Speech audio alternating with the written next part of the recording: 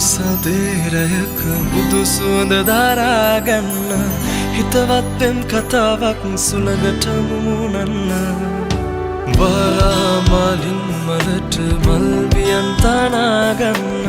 පෙම්මත් භාවනාවක් මට කියලා දෙන්න හැඟුම් මෙහෙම